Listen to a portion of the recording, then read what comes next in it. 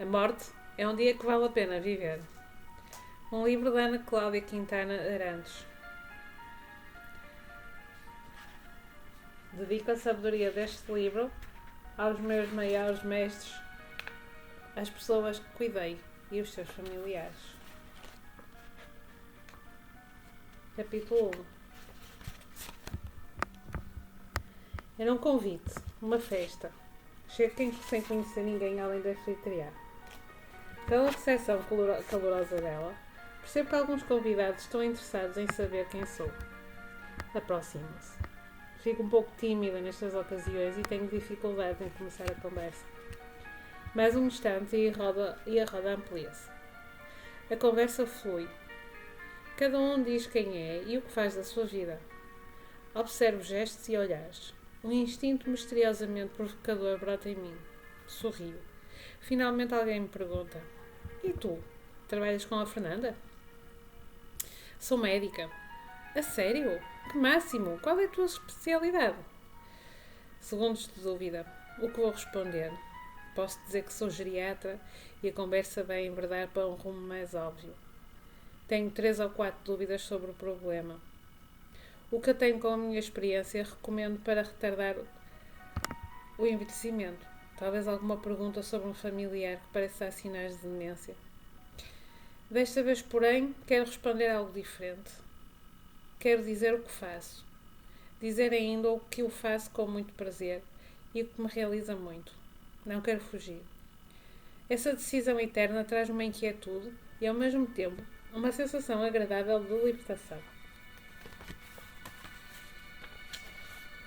Eu cuido de pessoas que morrem, respondi. Segue-se um profundo silêncio. Falar de morte numa festa é algo impensável. O ambiente fica tenso e mesmo à distância percebo olhares e pensamentos. Escuto a respiração das pessoas que me cercam. Algumas desviam o olhar para o chão à procura do buraco para onde gostariam de se esconder. Outras continuam a olhar-me com aquela expressão de hã? À espera que eu rapidamente possa corrigir a frase e explicar que não me percebem. Já há algum tempo que eu tenho vontade de fazer isso, mas faltava-me a coragem para enfrentar o abominável silêncio que já imaginava que precederia qualquer comentário. Ainda assim não me arrependi. Internamente, eu consolava-me e perguntava-me a mim mesma: algum dia as pessoas escolherão falar da vida por esse caminho? Será que vai ser hoje? Então, durante um silêncio constrangedor, alguém ganha coragem, esconde-se atrás de uma bolha sorridente e consegue fazer um comentário. Caramba, deve ser bem difícil. Sorrisos forçados. Novo silêncio. Em 2 minutos o grupo dispersou-se. Um afastou-se para conversar com um amigo recém-chegado. Outro foi buscar uma bebida e nunca mais voltou. Uma terceira pessoa saiu para ir à casa de banho. Outra pediu licença simplesmente e foi-se embora. Deve ter sido um alívio quando me despedi e fui embora antes de completar 2 horas de festa. Eu também senti alívio e, ao mesmo tempo, um grande pesar. Será que algum dia as pessoas serão capazes de desenvolver uma conversa simples e transformadora sobre a morte? Mais de 15 anos se passaram desde este dia em que saí do armário. Assumi a minha versão. Cuido de pessoas que morrem. E à revelia de quase todos os prognósticos da época, a conversa sobre a morte ganha cada vez mais espaço na vida. A prova disso é esta história que vos vou contar.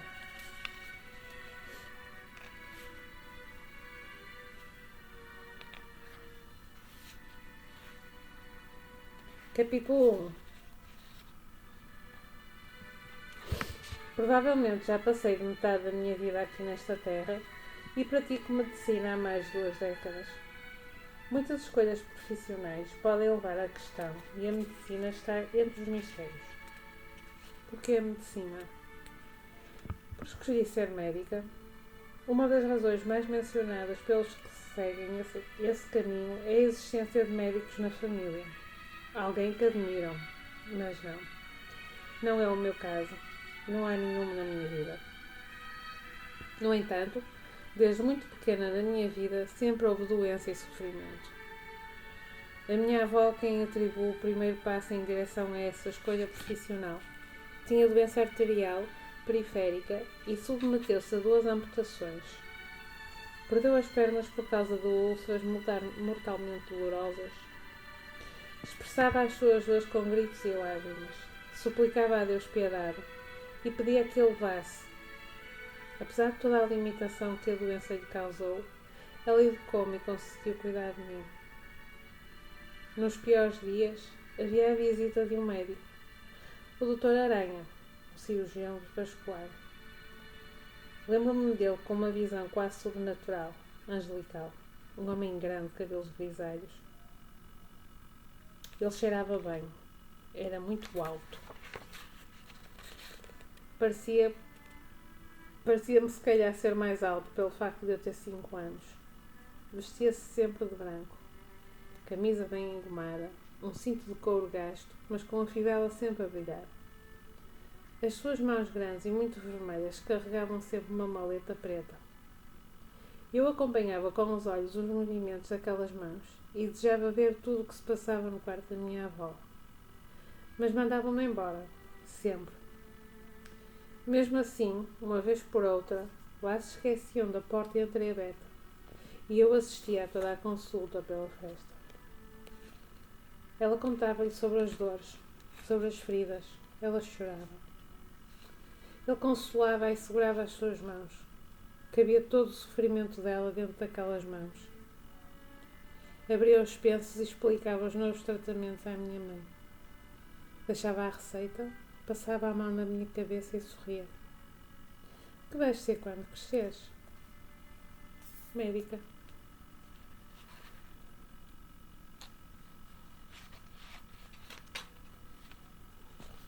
O Dr. Aranha era para mim o ser mais poderoso e misterioso do mundo.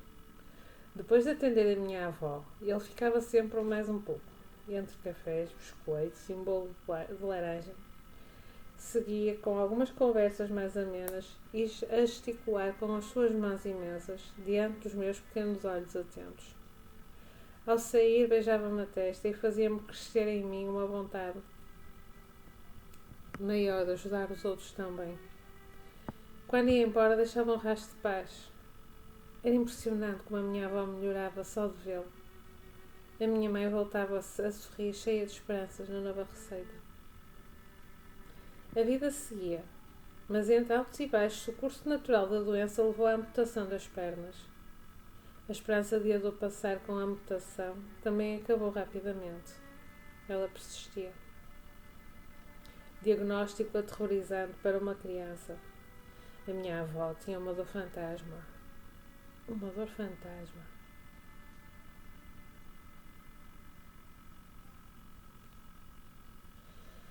Teria sido possível exorcizá-la? Mandar a dor fantasma seguir o seu caminho evolutivo? Tirá-la do purgatório e libertá-la rumo ao céu das dores? Ou poderíamos condená-la ao inferno, onde ficaria para toda a eternidade e nunca mais amedrontaria ninguém por aqui? O que faço ainda viva para combater uma dor fantasma? Rezar não adiantou. Amputei as pernas finas ou gordas de todas as minhas bonecas. Nenhuma escapou ao destino cruel da semelhança. Só a Rosinha, que viera da fábrica com as pernas cruzadas, como um Buda. Sim, essa ficou inteira.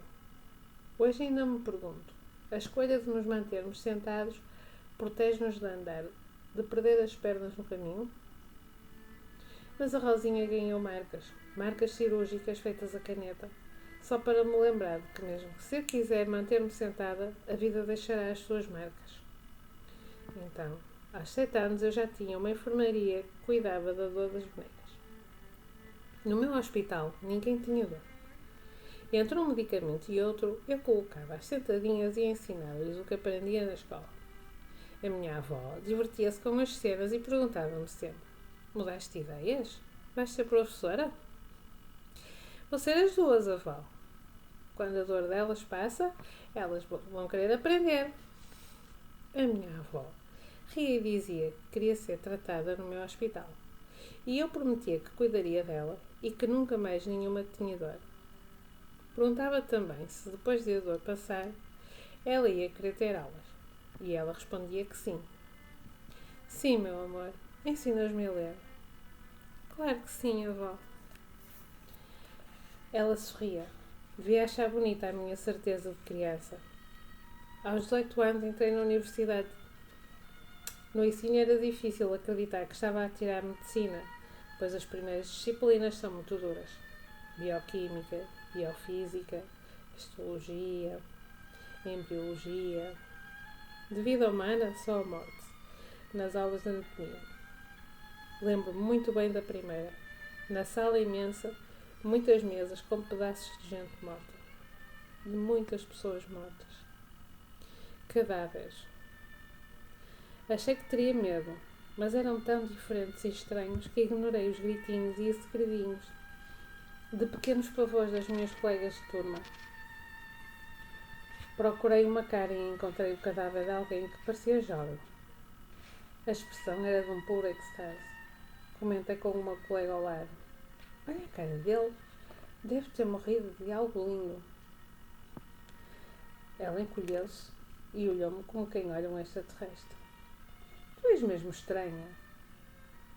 Naquela sala tentava contar a mim mesma as histórias possíveis de cada cara das peças de estudo. Cada vez mais pessoas me olhavam e perguntavam-me com estranheza porque é que eu reagia assim. E eu seguia o curso cada vez mais estranho. No final do terceiro ano, aprendi a fazer anamnese, termo que descreve o momento em que o médico entrevista o doente. Achei que o guia detalhado, que ensinava os estudantes a conversar com uma pessoa doente, me conduziria por caminhos seguros. Por engano. Como descobri logo na primeira vez. No sorteio de casos na enfermaria da clínica médica no hospital universitário, conheci o Sr. António.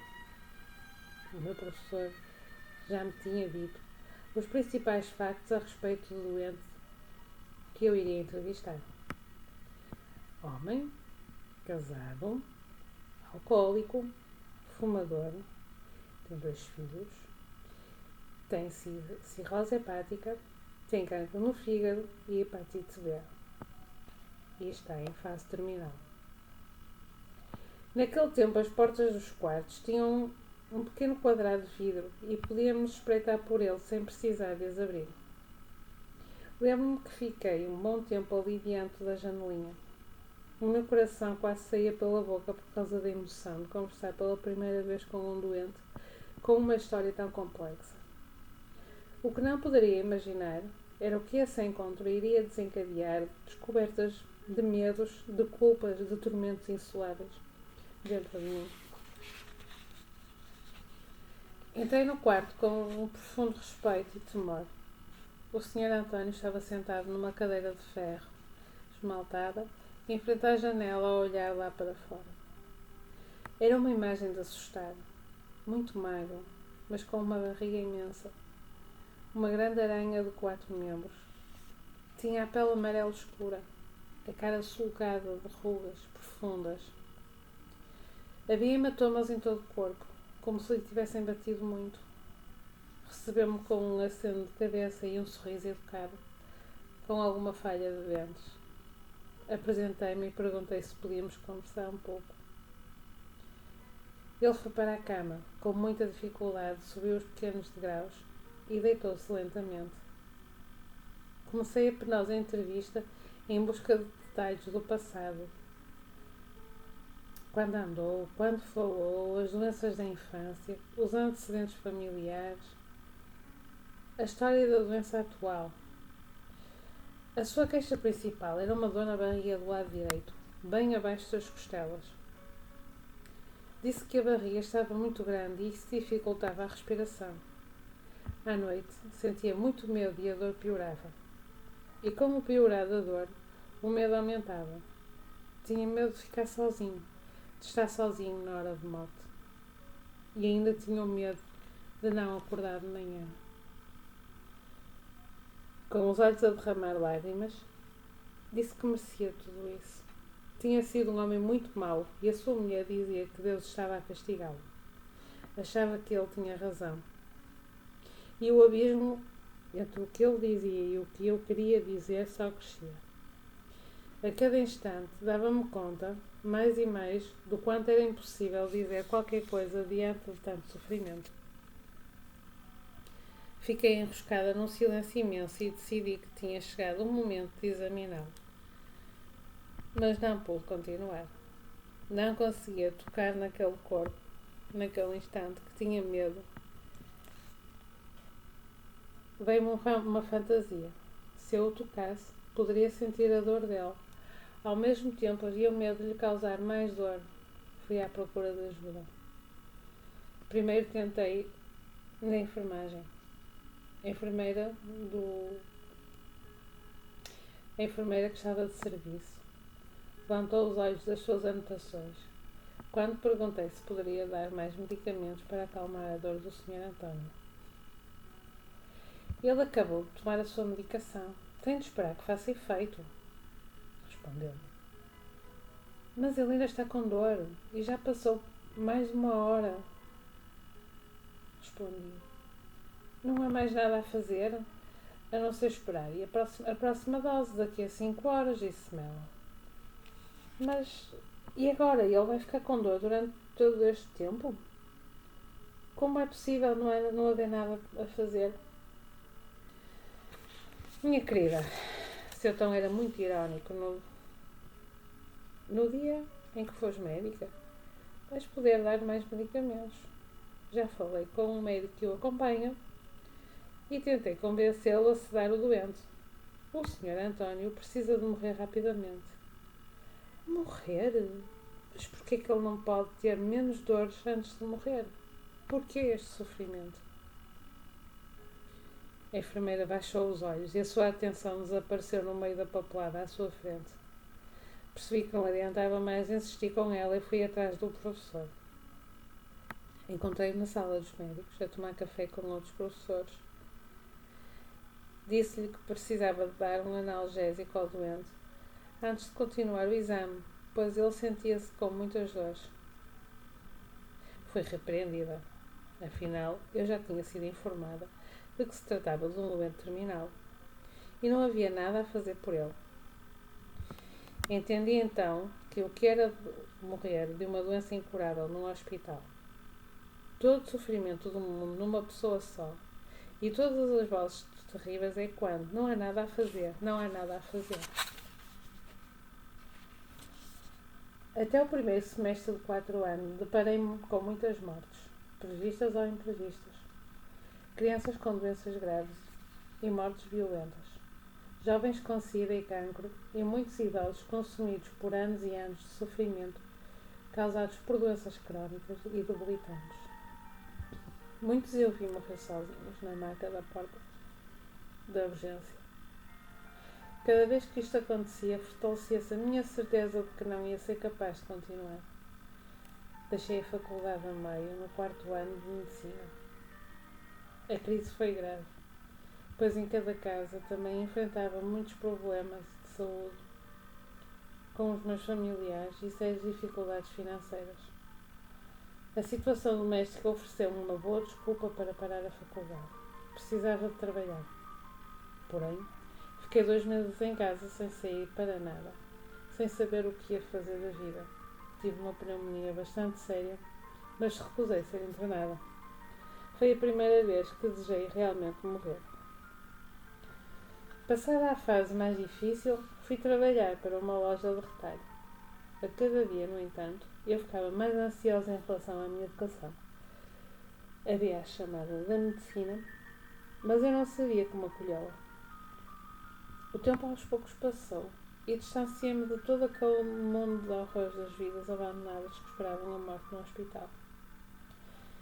Mas a chamada persistia no meu coração e não pude mais silenciá-la. Talvez eu não tivesse talento, mas decidi que devia insistir. Quem sabe não me acostumaria a tudo aquilo, como todos os outros se acostumaram. Decidi voltar para a faculdade e trabalhar como voluntária numa maternidade da periferia. Passava madrugadas a massajar as costas das parturientes que urravam de dor e não tinham escolha naquele tempo. Naquele tempo, o governo não autorizava a anestesia para a parte normal, então a única hipótese era sofrer. Cheguei a pensar que finalmente tinha encontrado uma forma de ser médica sem ter de lidar com tanto sofrimento desnecessário. Eu sabia que a dor daquelas mulheres iria passar e a alegria de conhecer os seus filhos traria sentido para aqueles momentos difíceis. Como Nietzsche, eu também acreditava que o homem tolera qualquer como se tiver um porquê. Um ano depois acabei o 4º ano, sem grandes sofrimentos com os doentes vivos. O encanto veio de algo jamais pensado por mim. Adorei o curso de Medicina Legal. Naquele tempo, acompanhávamos as autópsias no Serviço de Verificação de Óbitos e do Instituto de Medicina Legal. Havia as reuniões nas quais se apresentava o caso de um doente e vários médicos discutiam as hipóteses diagnosticadas. No final, vinha o patologista, que expunha os seus achados da autópsia. Estes, por sua vez, esclareceram o motivo da morte. No 5º ano, comecei a fazer bancos e o meu primeiro estágio foi na obstetrícia. Como já fazia partos na outra maternidade, aproveitei muito. Tive a certeza de que era mesmo medicina que eu amava tanto. Durante a faculdade, quando vi alguém a morrer em grande sofrimento e num hospital, porque isso acontece quase sempre, eu perguntava o que era possível fazer e todos diziam: nada. Isso não fazia qualquer sentido. Esse nada ficava engasgado no meu peito. Chegava a doer-me fisicamente. Eu chorava quase sempre. Chorava de raiva, de frustração, de compaixão. Como assim nada? Não me conformava. Não conseguia lidar com tamanha incompreensão pela parte dos médicos. Não em relação a evitar a morte, porque ninguém vive eternamente, mas porque abandonavam um doente e a família. Porquê? Porque o sedavam de modo a deixá-lo incomunicável. Havia uma distância muito grande entre o que eu precisava de aprender e o que se aprendia. Começaram a gozar comigo, a médica que não aguentava ver um doente. Será possível isso acontecer? Não, não é. Escondi-me do mundo no departamento fotográfico da faculdade. Atrás da câmara ninguém vê lágrimas. Ninguém percebe o coração do fotógrafo até que mostra as suas fotos. Do lugar onde estava, conseguia ver coisas que os outros não viam. Mas ainda era muito cedo para dizer o que era verdade para mim. Calei-me e prossegui. Na faculdade não se fala sobre a morte, sobre como é morrer. Não se discute como cuidar de uma pessoa na fase final de uma doença grave e incurável. Os doutores, professores fugiam das minhas perguntas e alguns chegaram a dizer que eu deveria escolher alguma especialidade em que envolvesse pouco ou nenhum contacto com os doentes. Diziam que eu era sensível demais e não seria capaz de cuidar de ninguém sem sofrer tanto ou quanto os meus doentes. A faculdade foi o tempo mais difícil da minha vida, sem dúvida alguma. No final, escolhi a geriatria. Pensei que se cuidasse de pessoas mais velhas, talvez viesse a encarar a morte de uma maneira mais fisiológica e natural. Mas as primeiras respostas só vieram quando uma enfermeira me ofereceu o livro sobre a morte e o morrer, de uma psiquiatra suíça radicada nos Estados Unidos, Elizabeth Kübler-Ross. Nele, a autora transcreve as experiências dos seus doentes diante do fim de vida e do seu desejo de aproximar-se deles para ajudá-los durante os seus momentos finais. Devorei numa noite, e no dia seguinte aquele aperto na garganta aliviou. Consegui sorrir. Prometi a mim mesma: eu vou saber o que fazer. Depois começaram os bancos nas urgências, mas eu tinha mais autonomia para pensar e agir. Era mais fácil, pois já compreendia o processo das doenças. Sentia maior tranquilidade para conversar com os doentes e percebia que dar-lhes atenção fazia com que melhorassem mais rápido. Eu gostava muito de conversar com os doentes e de conhecer as suas vidas para além das suas doenças.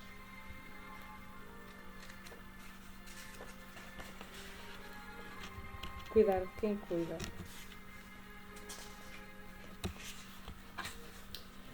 Muito antes de assumir o meu destino publicamente, ao longo da minha história como médica, tenho vivido coerentemente com o meu propósito ousado de cuidar de pessoas que morrem.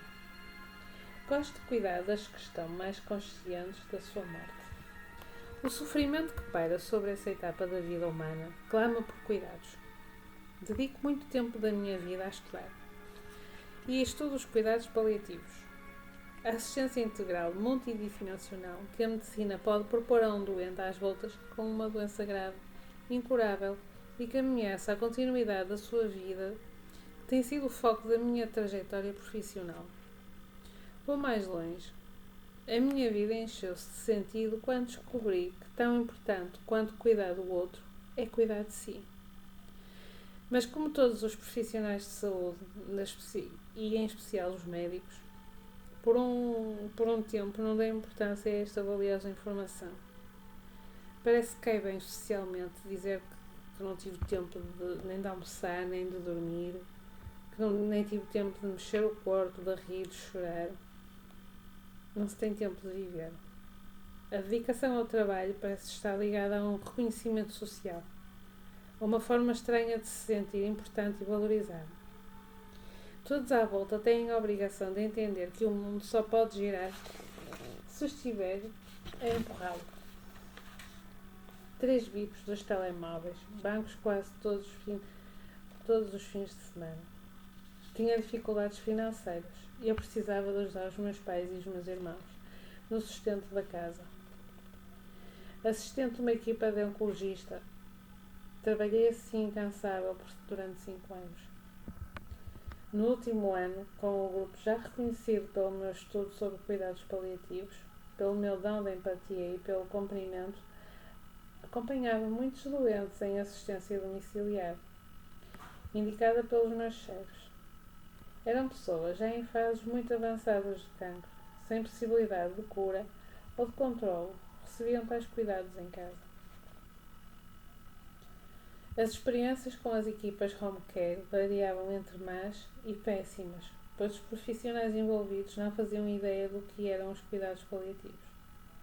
O desgaste era insano, até chegar às minhas mãos um rapaz de 23 anos, o Marcelo, com um diagnóstico de cancro de intestino. A doença agressiva não mostrou nenhuma resposta ao tratamento oncológico. Na ocasião da alta hospitalar, a mãe exigiu que fosse eu a dar continuidade aos cuidados em casa. Ela sabia da condição terminal do filho e queria estar junto dele, na sua casa, com a sua família. Era também o desejo dele. Aceitei lisonjeada. Na primeira visita, dor. Controlada em poucos dias, deu lugar à sonolência. Aquela dor. A doença avançou para o fígado e ele alucinava e gritava de medo.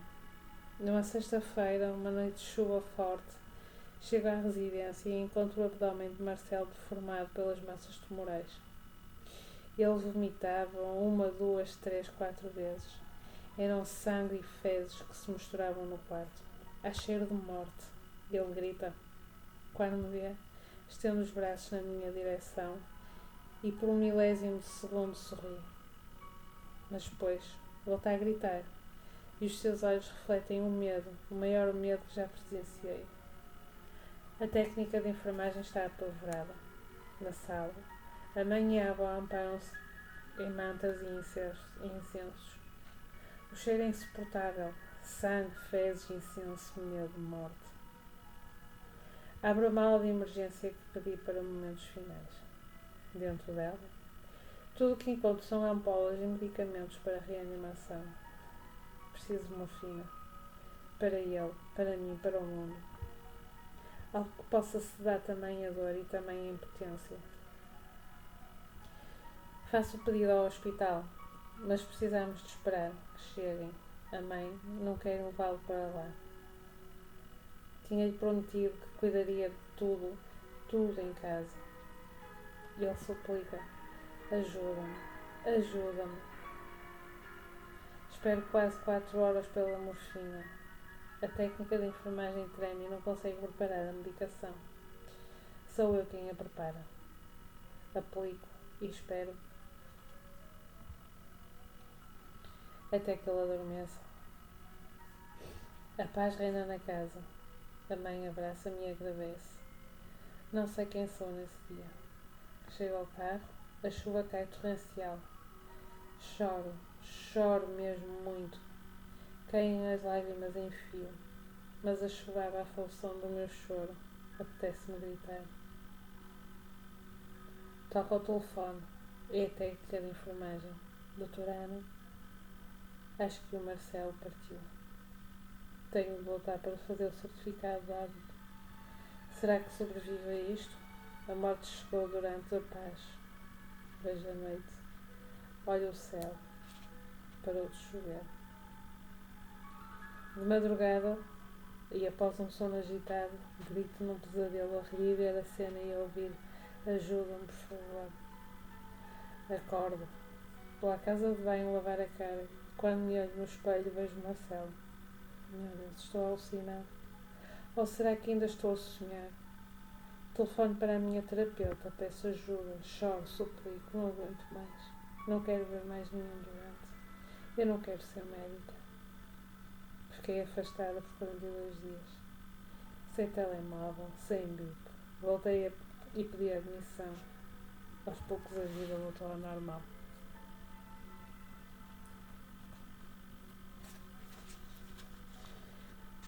Após muitos cafés, muitos chás, muitas conversas, especialmente com a Cris, a minha terapeuta naquela época, tentei encontrar alguma paz. Fui ao encontro das explicações para o que tinha acontecido comigo. Fadiga. Fadiga de compaixão. Fiz o meu diagnóstico retroativo em relação à morte do Marcelo. Stress pós-traumático secundário. Agudo. Intenso. Fadiga de compaixão. Ocorre preferencialmente com profissionais de saúde ou voluntários que têm como principalmente ferramenta de ajuda a empatia. Pessoas que lidam com tanto sofrimento que acabam por incorporar a dor que não nos pertence. E lá estava eu, a viver a maior dor da minha carreira, resultado do meu melhor dom. Empatia. Ironia. E agora? Muitas perguntas que ainda estavam por responder. E a mais dolorosa era como lido com a dor do outro sem tomá-la para mim. Na terapia encontrei mais abismos de pontos. Muitas e muitas vezes senti-me sem horizontes. A temer a altura desses penhascos todos. Para onde me voltava havia sempre um desafio. E agora? Para que é tudo isto?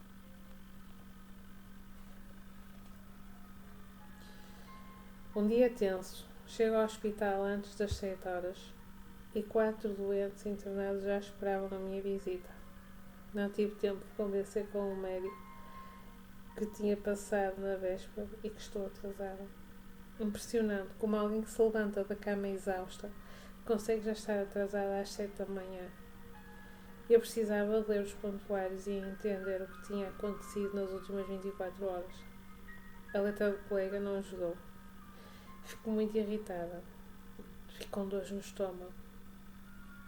Entro no primeiro quarto. Uma mulher de 39 anos, divorciada. Um filho adolescente ainda dorme profundamente no sofá do acompanhante. A mulher geme. Ela tem metástases no pulmão. Não era fumadora. A dor está muito intensa ainda, apesar de utilizar uma bomba de morfina há 3 dias. Está difícil de encontrar a dose ideal do analgésico, pois ela tem muita sensibilidade aos efeitos colaterais. Por um instante, olho a cena de um ponto de vista novo. Observo a mulher e de repente transformei-me nela. Apanho um susto enorme. Sinto o coração numa palpitação muito desconfortável. E eu de novo a sentir palpitações. Será que estou com arritmia? Deve ser mesmo. Da falta de descanso. As falhas nos batimentos assustam-me. Observo de novo e reconheço a doente. Meu Deus, será que estou a alucinar? Penso que deveria parar de tomar medicamentos para dormir, mesmo que seja um simples analgésico. Começa a tornar-se rotina, insónias quase todas as noites. Na verdade, passo 4 noites em branco e na quinta exausta caio num sono profundo. Depois acordo perto das 3 da manhã e não consigo dormir mais. Taquicardia. Há algo de errado com o meu coração.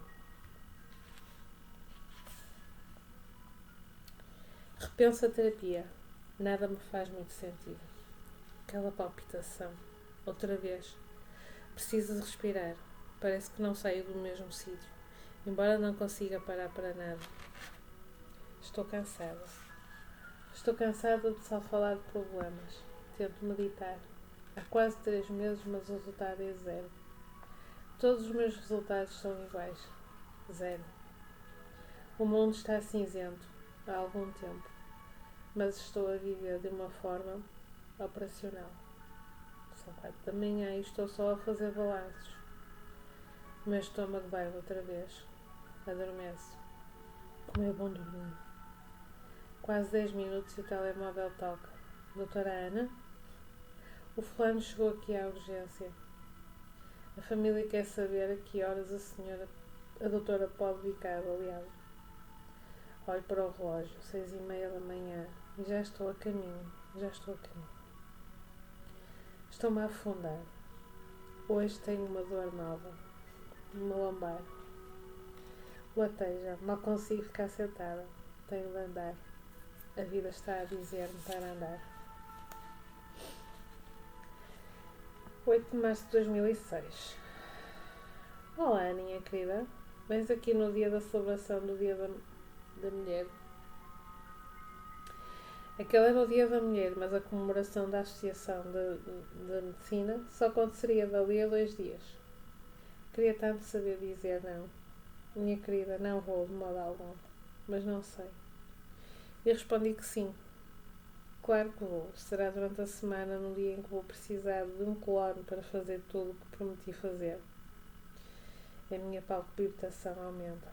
Só de pensar que estou a pensar fazer, o coração tem o impulso de sair pela boca. O meu estômago ferve como um vulcão. A minha lombar lateja. Tenho tanta dor, tanto desconforto físico, que tento me distrair dos pesares da alma. Vou parar a terapia. É muito caro e estou cheia de dívidas. Continuo a ajudar a família. Não consigo recusar. Não recuso nada. Estou sempre muito disponível para ajudar e ajuda. A 9 de março de 2006, a mulher de 39 anos agonizava. Um processo ativo de morte. O ex-marido veio visitá-la. Converso com ele no corredor do hospital. O sofrimento estava presente. O filho permanece sentado no sofá da sala de espera, a olhar para o chão abismal sobre os pés. Os seus ténis rasgados. Uma pequena poça de lágrimas ao lado do atacador desanimado. A cena dói tanto dentro do meu peito que chego a cambalear. O meu estômago começa a doer outra vez. Deve ser a terapia que está muito cara. E eu não posso continuar. Devem ser as minhas dívidas que não consigo pagar. Sim. Arranjo uma desculpa para tudo. Sim. Deve ser a das insónias. Mas há algo de errado. Há algo de errado com o meu coração. No dia 10 de março vou então à comemoração do Dia da Mulher da Associação. Muitas mensagens no meu telemóvel. Pessoas que me admiram e que me dão os parabéns. A mulher que é desdobrável, mas eu estou curvada. A minha lombar dói como nunca. Prometi Aí, prometi à Isaura, a pessoa que organizava os eventos que iria. Não consigo decepcioná-la. Não consigo decepcionar o mundo inteiro. E arranjei um programa ótimo para a hora de ponta da cidade. Estar no meio do trânsito da cidade. Chego um pouco atrasada, mas o evento também se atrasou. Não há lugar para sentar. Fico num canto da escada de acesso lateral. A minha lombar vai-se logo abaixo e logo hoje. É o pensamento que não me sai da cabeça. Acabam as homenagens, os meus pensamentos vagueiam. Começa a apresentação da gala dessa noite.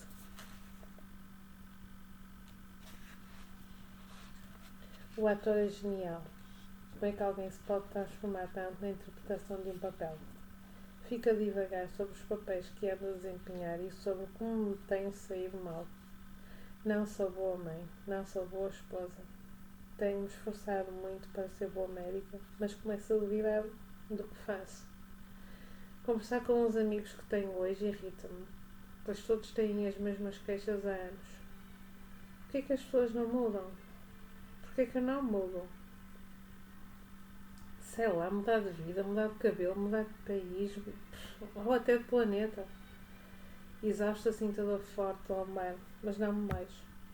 Mereço a companhia dessa dor.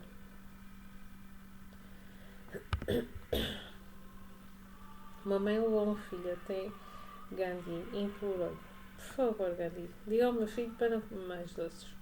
Ele come muito açúcar. Depois de uma pausa, Gandhi pediu à mãe: traga o seu filho de volta daqui a 2 semanas. 2 semanas depois ela voltou com o filho. Gandhi olhou bem no fundo dos olhos do rapaz e disse: não comas mais açúcar. O açúcar faz muito mal. Agradecida, porém perplexa, a mulher perguntou a Gandhi: por que me pediu 2 semanas? Podia ter-lhe dito isso. Mesmo antes, mesmo quando lhe pedi. E Gandhi respondeu-lhe: há 2 semanas eu estava a comer muito açúcar. A peça acaba e eu não consigo aplaudir. Fico de pé a olhar Gandhi com a minha alma nua. Uma epifania. Definitivamente uma epifania. Em poucos instantes eu tinha compreendido o que estava a ser o grande passo da minha carreira, da minha vida. Naquele dia, dei-me conta de que a maior resposta que procurava tinha chegado. Todo o trabalho de cuidar das pessoas na sua integridade humana só poderia fazer sentido se, em primeiro lugar, eu me dedicasse a cuidar de mim mesma, da minha vida. Lembrei-me dos meus tempos de volta da igreja. Lembrei-me de ensinamentos importantes de Jesus. Amei o próximo como a ti mesmo. E cheguei à conclusão de que tudo o que estava a fazer pelos meus doentes, pela minha família, pelos meus amigos, era uma imensa, enorme, pesada e insuportável hipocrisia. Nesse dia fui invadida por uma fortaleza e uma paz que jamais imaginei que morassem em mim. Desse dia em diante, eu teria a certeza de estar com os pés no meu caminho. Consigo cuidar do sofrimento do outro, pois estou a cuidar do meu.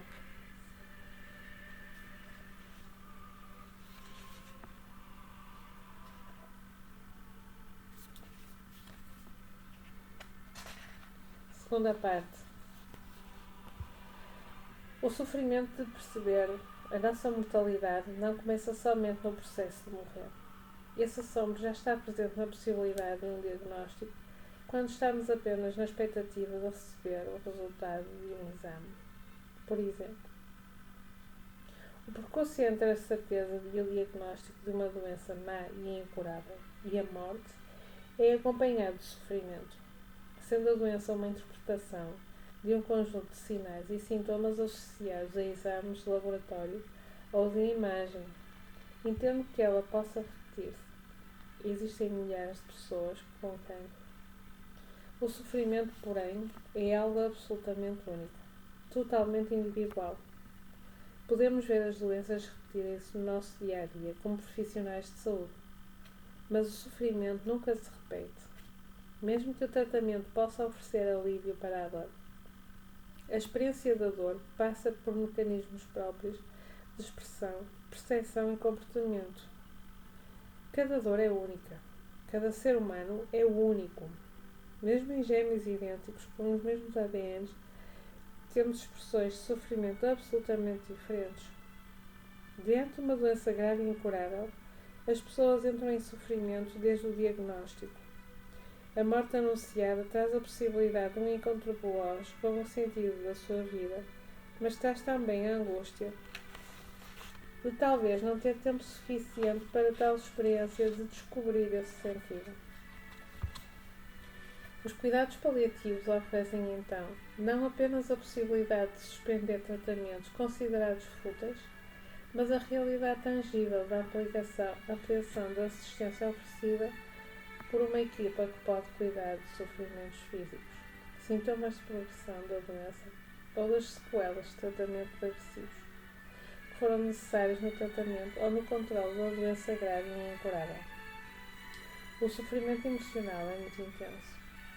Nele, o doente toma consciência da sua mortalidade. Essa consciência leva-o à busca de um sentido para a sua existência. Digo sempre que a medicina é fácil. Chega até a ser simples. Perto da complexidade do mundo da psicologia. No exame físico consigo avaliar quase todos os órgãos internos de um doente. Com alguns exames laboratoriais e de imagem, consigo deduzir com muita precisão o funcionamento dos sistemas vitais. Mas ao observar um ser humano, seja ele quem for, não consigo saber onde fica a sua paz, ou quanto a culpa ocorre nas suas veias com o seu colesterol, ou quanto medo há nos seus pensamentos, ou mesmo se estão intoxicados de solidão e abandono. Diante de uma doença grave e de caminho inuserável em direção à morte, a família adoece também. O contexto de desintegração ou de fortalecimento dos laços afetivos permeia muitas vezes fases difíceis da doença física de um dos seus membros. A depender do espaço que essa pessoa doente ocupa na família, temos momentos de grande fragilidade, todos os que estão ligados por laços afetivos, bons ou maus, fáceis ou difíceis, do amor à tolerância e até mesmo de ódio. As consequências da experiência da doença alcançam todos e a rede de suporte que o doente tem pode ajudar ou dificultar esse momento na vida.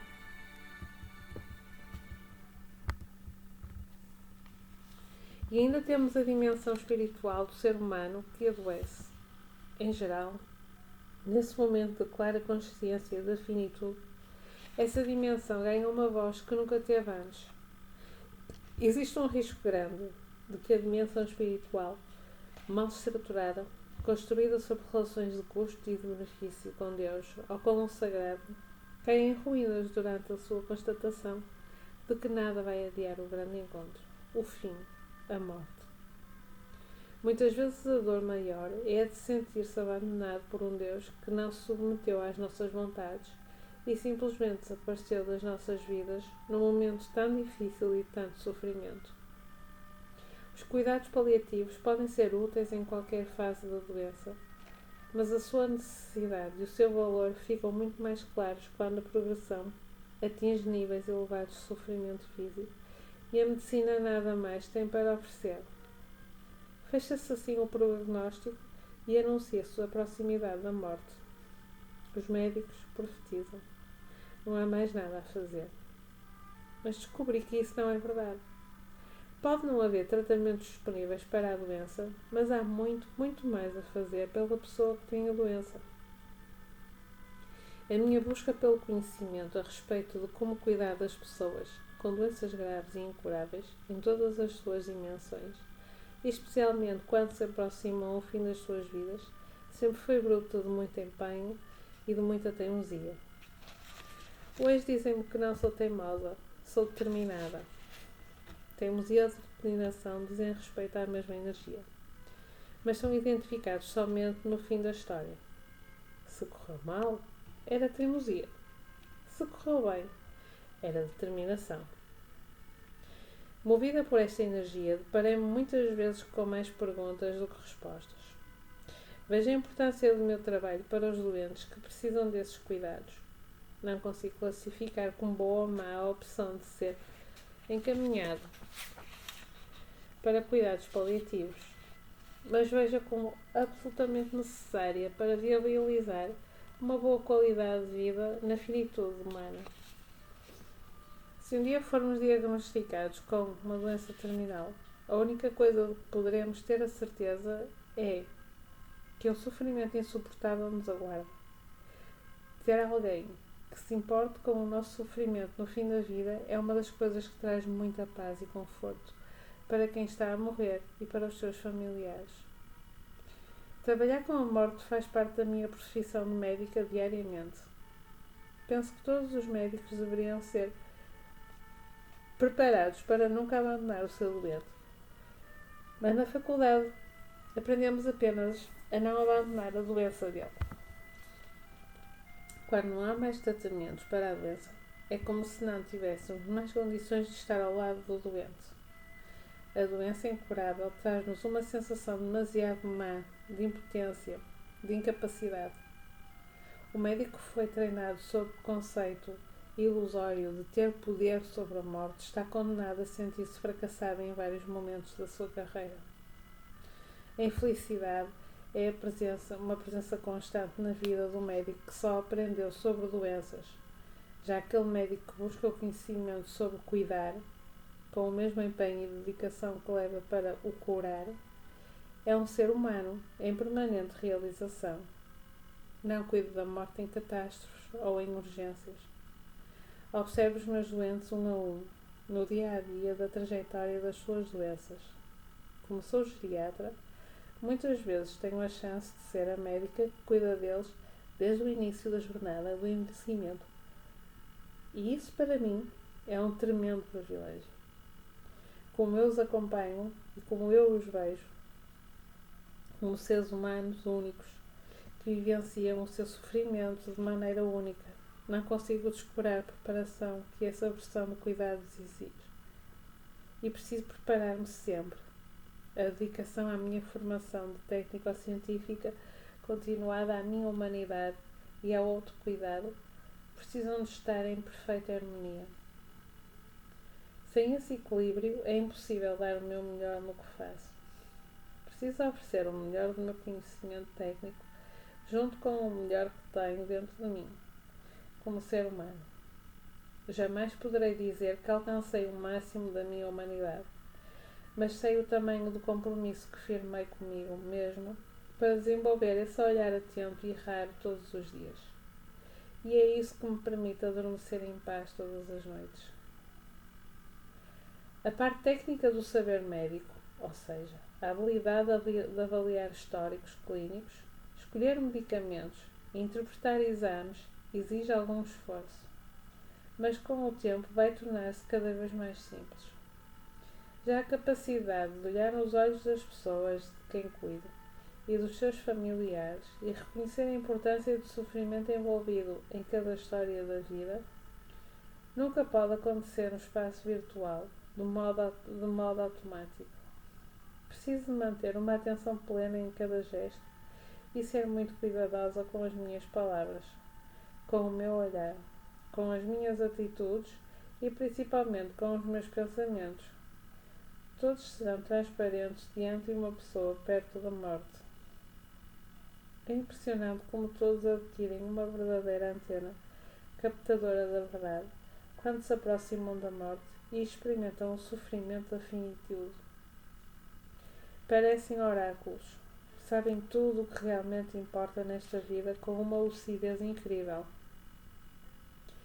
Como recebem acesso direto à própria essência, desenvolvem a capacidade de ver a essência das pessoas à sua volta. Não há fracassos diante das doenças terminais. É preciso ter respeito pela grandeza do ser humano que enfrenta a sua própria morte. O verdadeiro herói não é aquele que quer fingir de encontro com a morte, mas sim aquele que a reconhece como a sua maior sabedoria. Hoje, nos princípios do século XXI, mais de 1 milhão de pessoas morrem cada ano em cada país, a maioria com grande sofrimento. Cerca de 800 mil morrem de morte anunciada, ou seja, de cancro, doenças crónicas e degenerativas. Em alguns países, de cada 10 pessoas que estiveram próximas dos cuidados paliativos, 9 terão a oportunidade de perceber a sua finitude de maneira concreta, por meio de experiências de conviver com uma doença grave na vida. Um dia seremos parte dessa estatística e o mais doloroso é que os nossos amados também. Uma pesquisa realizada em 2010 pela publicação britânica The Economist avaliou a qualidade da morte em 40 países. O Brasil, por exemplo, ficou em terceiro lugar como o pior país do mundo para se morrer. Estamos à frente, por pouco, do Uganda e da Índia. A qualidade da morte foi avaliada mediante índices como disponibilidade de acesso a cuidados paliativos, formação na área para os profissionais de saúde na faculdade, número de leitores de cuidados paliativos disponíveis, etc. Em 2015 a pesquisa foi refeita em 80 países e ficamos em 42º lugar, Portugal em 24º lugar e o Uganda ultrapassou-nos. Fico feliz por saber dos méritos dos imensos esforços de equipas do Uganda, que conheço pessoalmente, mas entristece-me ver a dificuldade do meu país para estabelecer metas compatíveis com as nossas necessidades. Isso mostra-me de maneira dolorosamente clara que a nossa sociedade não está preparada e que os nossos médicos, como parte dessa sociedade miserável e em busca ativa pela ignorância da realidade da própria morte, não estão preparados para conduzir o processo de morrer nos seus doentes, o fim natural da vida humana. Durante esse processo de morrer, a dor e muitos outros sofrimentos físicos estão lá para nos dizer: olá, cá estamos e faremos o possível para vivenciar o seu morrer. Então, quando falo sobre sentir a dor, refiro-me ao que a dor nos diz, ao que o sofrimento tem a dizer-nos antes de ir embora, ao que ele nos conta a respeito da vida que vivemos. No entanto, só conseguiremos pensar sobre o sentido da vida se a dor passar. O meu papel como médica é tratar o sofrimento físico com todos os recursos disponíveis. Se a falta de ar passar, se qualquer desconforto físico intenso passar, haverá tempo e espaço para a vida se manifestar. Muitas vezes, diante do alívio do sofrimento físico, o que aparece em seguida é a expressão de outros sofrimentos, como o emocional e o espiritual. A família fica aliviada ao perceber o conforto físico, mas então aparece a necessidade de falar sobre o que falta na vida. Virá o momento de pensar nas famosas pendências, das quais falaremos mais à frente. Mas para esse alívio físico acontecer, precisamos de médicos que saibam cuidar disso. Porque não dá só para pegar na mão. Não dá só para sofrer junto e rezar. Serão necessárias intervenções bastante claras e específicas para aliviar o sofrimento físico, que envolvem muito conhecimento técnico sobre o controle de sintomas. E esse conhecimento falta em praticamente todas as faculdades de medicina do nosso país. Trabalhei numa universidade de cuidados paliativos, exclusiva do Hospital de Clínicas da Faculdade, onde recebia pessoas encaminhadas pelo hospital com a perspectiva real de morrer em breve, num curto espaço de tempo. E esse, em breve, era mesmo em breve. Do momento em que eu acolhia a pessoa e dizia: seja bem-vindo, passavam-se em média 15 dias até que eu assinasse os seus certificados de óbito. Algumas ficavam horas sob os meus cuidados, outras ficavam meses, mas em média eram 15 dias. Pouquíssimo tempo para aquele corpo que se sentia confortável para conduzir a existência humana, muitas vezes ainda em busca do seu sentido e o significado até o momento final. Quando conseguimos controlar os sintomas físicos, aquela vida que era tratada como vida perdida recomeça. O desafio do médico é acertar na avaliação e no tratamento da dimensão física sem sedar o doente. Infelizmente, em alguns países, toda a gente pensa que fazer cuidados paliativos é sedar o doente e esperar que a morte chegue. Muitos pensam que é apoiar a eutanásia ou acelerar a morte, mas isso é um engano. Isso é um engano enorme.